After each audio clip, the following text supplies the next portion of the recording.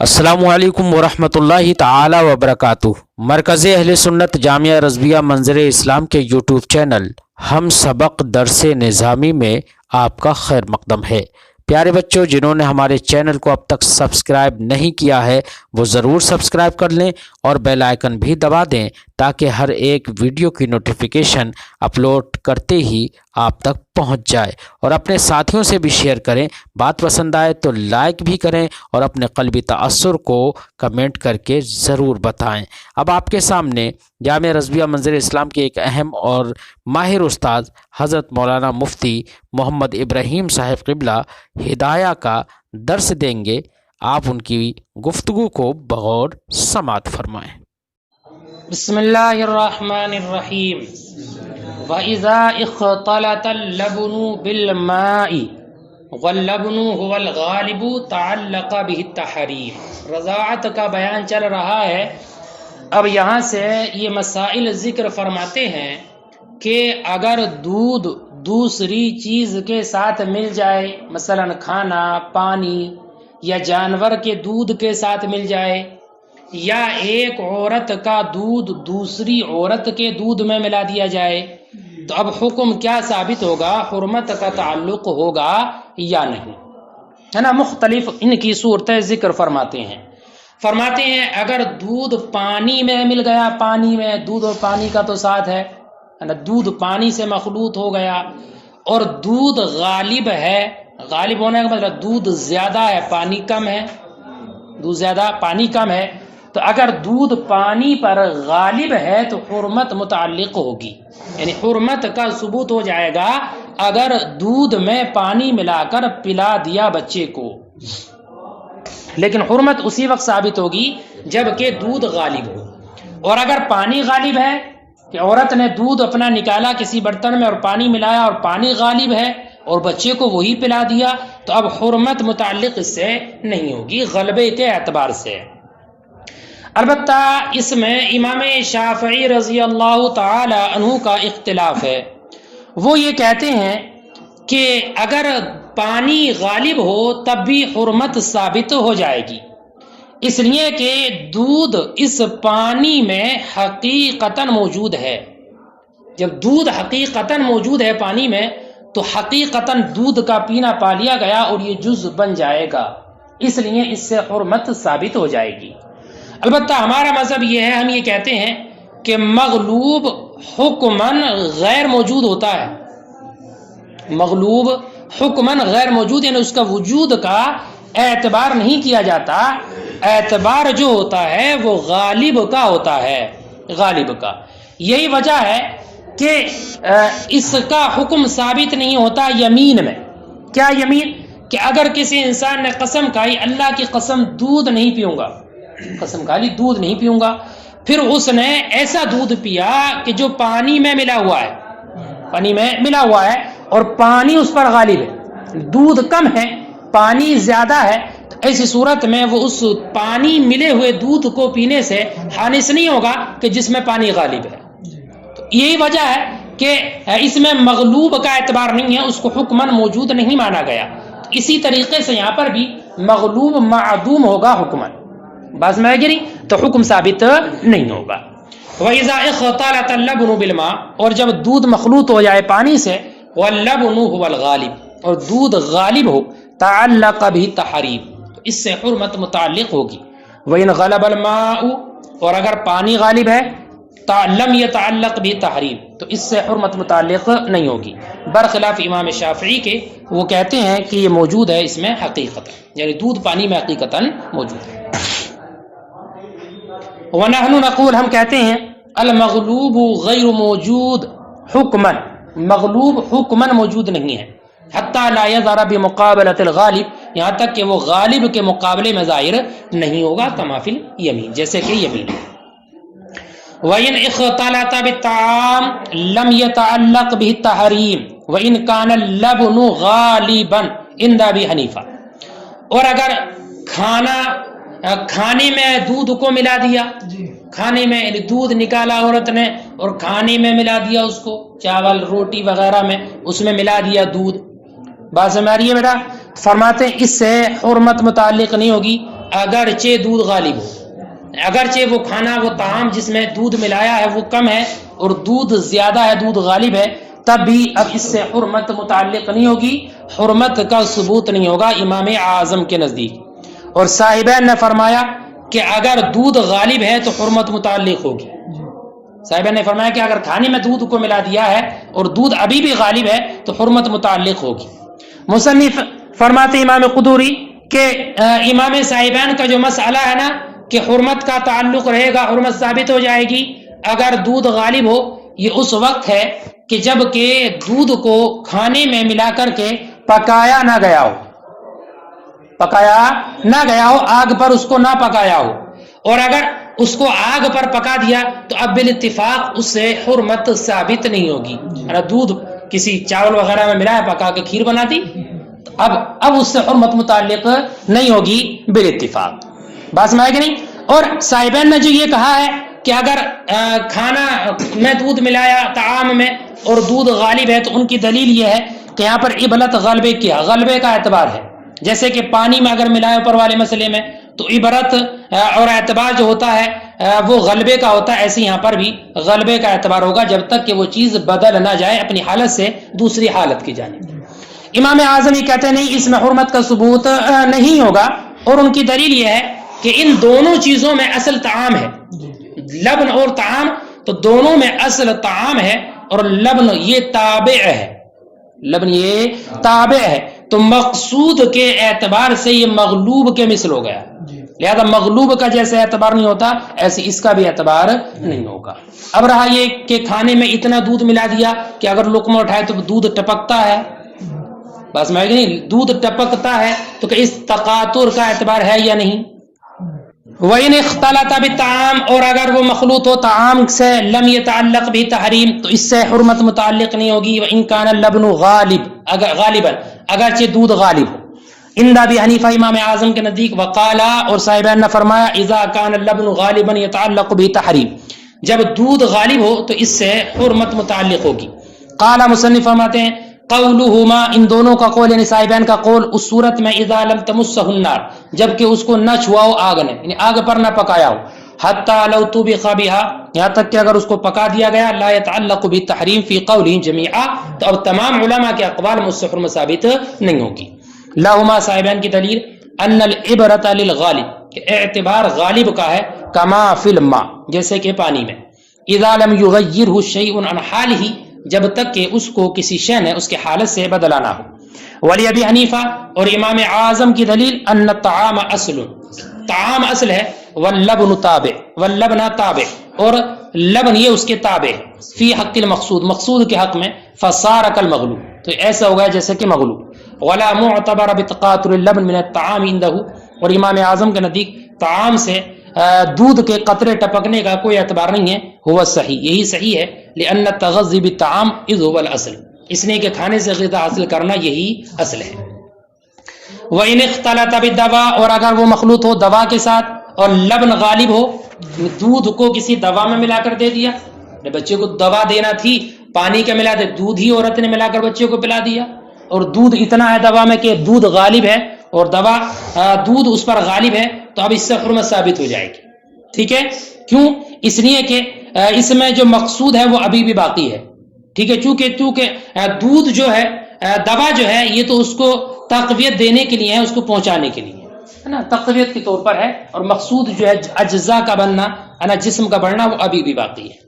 وَإِنِ اخْتَلَطَ بِالدَّوَاءِ، اور اگر مخلوط ہو دوا کے ساتھ اور لبن غالب ہو تو حرمت متعلق ہوگی، لأن اللبن يبقى مقصودا فيه، اس لیے کہ دودھ اس میں مقصود بن کر باقی ہے، اذ الدواء للتقویۃ علی الوصول، اس لیے کہ دوا تو اس کو پہنچانے کے لیے، تقویت دینے کے لیے ہے۔ وَإِذَا اخْتَلَطَ اللَّبْنُ بِلَبْنِ الشَّاةِ وَهُوَ الْغَالِبُ، اور اگر دودھ مخلوط ہو بکری کے دودھ سے اور یہ غالب ہو، بکری کا دودھ، گائے کا دودھ، بھینس کا دودھ، کوئی بھی دودھ ہو جو پینا جائز ہے، اور دودھ غالب ہے، تعلق بالتحریم، تو اس سے حرمت متعلق ہوگی غلبہ کا اعتبار کرتے ہوئے۔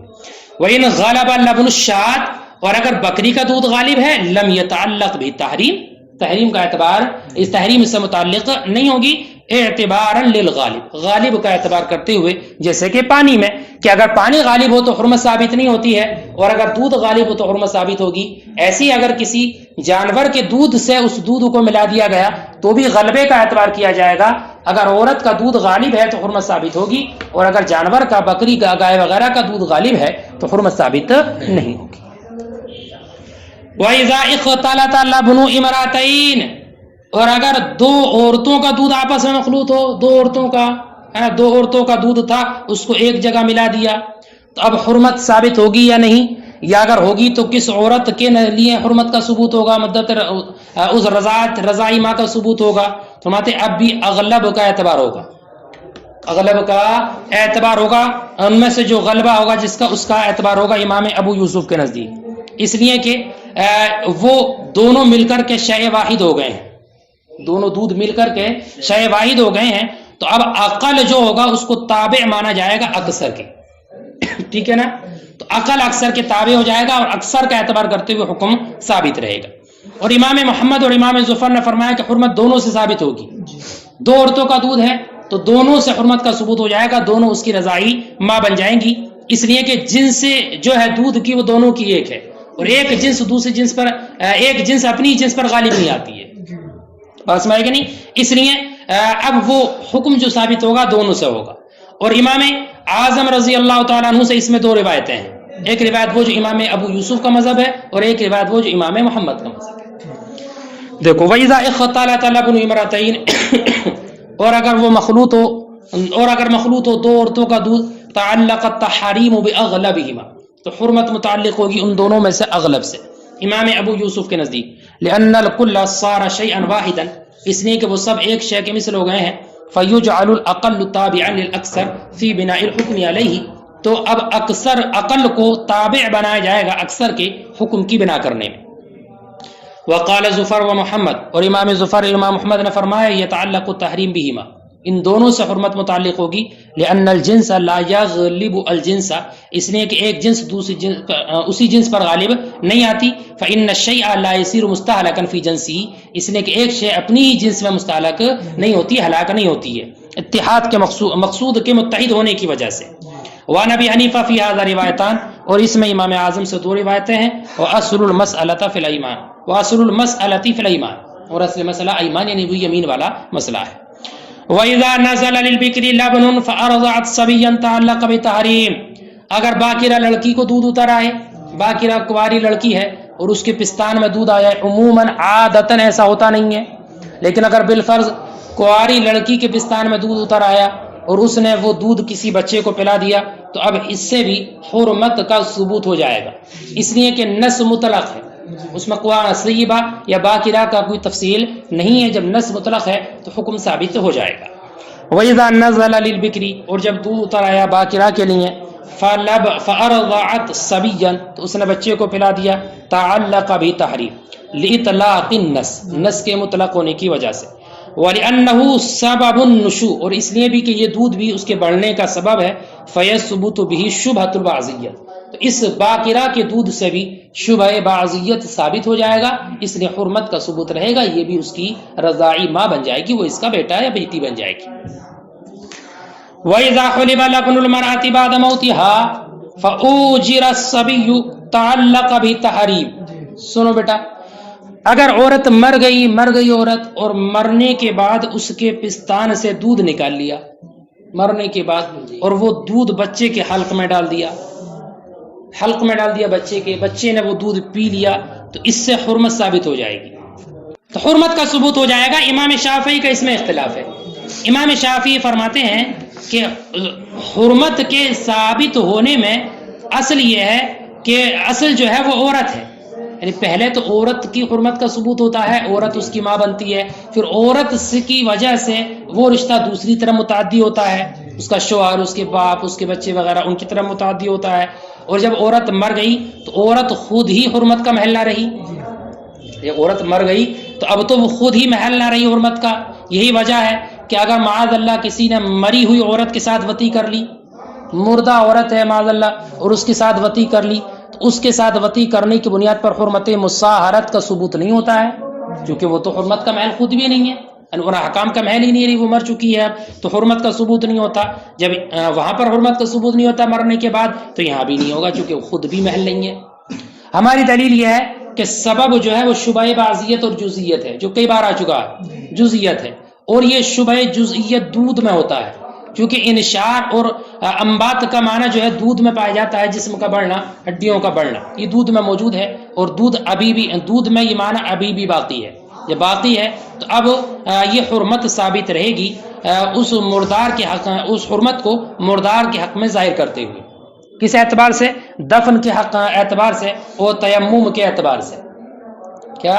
دفن اور تیمم کے اعتبار سے، کہ دفن کرنے کے حق میں اس میں حرمت کا ثبوت رہے گا۔ تیمم وغیرہ دلانے کا جو مسئلہ ہے کہ اگر عورت مر جائے اور اس کو تیمم دلانا ہے تو کون دلائے؟ تو بتایا جاتا کہ محرم دلائے، تو اس کے اعتبار سے اس کا محرم رہے گا چونکہ حرمت کا ثبوت ہو جائے گا۔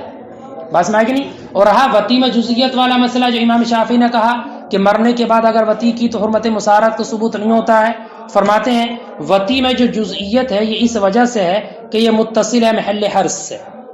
کس سے؟ محل حرص سے متصل ہے، اور محل حرص موت کی بنیاد پر ظاہر ہو چکا ہے، وہ موت کی بنیاد پر ظاہر ہو چکا ہے، اس میں وہ صلاحیت اب باقی نہیں ہے، اس لیے یہ دونوں مسئلے الگ الگ ہیں، دونوں کو قیاس نہیں کیا جا سکتا۔ وَإِذَا حُلِبَ لَبْنُ الْمَرْأَةِ، اور جب نکالا گیا عورت کا دودھ بعد موتها، اس کی مرنے کے بعد، فَأُوجِرَ الصَّبِيُّ، اور اس کو بچے کے منہ میں ڈال دیا گیا، تعلق بِالتحریم، خلاف للشافعی، امام شافعی کے برخلاف، وہ یقول، وہ فرماتے ہیں الاصل فی ثبوت الحرمت انما هو المرأة، کہ حرمت کے ثبوت میں اصل عورت ہے، ثم تتعدى الى غیرها، پھر یہ حکم متعدی ہوتا عورت کے غیر کی جانب اس کے واسطے سے، وبالموت لم تبقى محلا لها، اور مرنے کی وجہ سے عورت حرمت کا محل باقی نہ رہی، ولہذا لا یوجب وطیها حرمت المصاہرہ، یہی وجہ ہے مردہ عورت سے وطی کرنا حرمت مصاہرت کو واجب نہیں کرتا ہے۔ ولنا، اور ہماری دلیل، ان السبب هو شبہۃ الجزئیت، کہ سبب وہ شبہ جزئیت ہے، وذالک فی اللبن لمعنى الانشار والانبات، اور یہ دودھ میں انشار اور انبات کے معنی کی وجہ سے ہے، وهو قائم باللبن، اور یہ معنی اب بھی دودھ میں قائم ہے، وهذه الحرمۃ تظہر فی حق المیتہ، اور یہ حرمت ظاہر ہوگی مردار عورت کے حق میں دفن اور تیمم کے اعتبار سے۔ واما الجزئیت فی الوطی، اور وطی میں جزئیت کا ہونا، لکونہ ملاقیا لمحل الحرص، اس وجہ سے ہے کہ وہ متصل ہوتا ہے محل حرص سے، وقد زال بالموت، اور موت کی وجہ سے وہ ظاہر ہو چکا ہے، فافترقا، تو یہ دونوں الگ الگ ہو گئے، جدا ہو گئے، پہلے مسئلے کو دوسرے پر قیاس نہیں کیا جا سکتا۔ وَإِذَا أُحْتُقِنَ الصَّبِيُّ بِاللَّبْنِ، اسی کی صورت یہ ہے کہ دودھ کو حقنہ کے ذریعے دیا گیا، حقنہ